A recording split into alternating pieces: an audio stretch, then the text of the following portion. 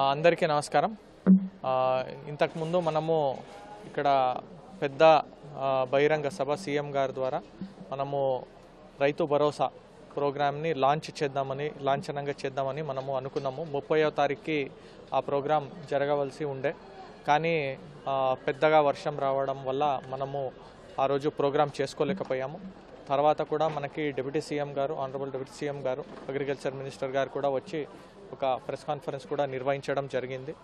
మరొకసారి డేట్ వాతావరణాన్ని దృష్టిలో తీసుకుని ఇంకో డేట్లో మనము ఐడెంటిఫికేషన్ చేసుకుందామని ఆ రోజు చెప్పడం జరిగింది.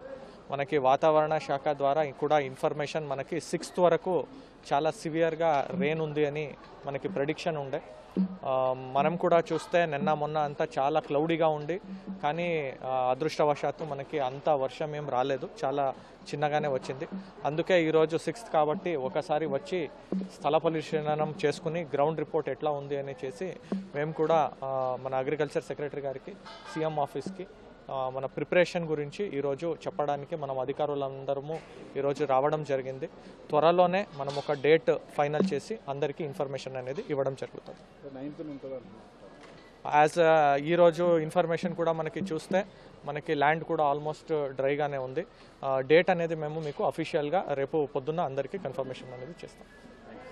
Thank you.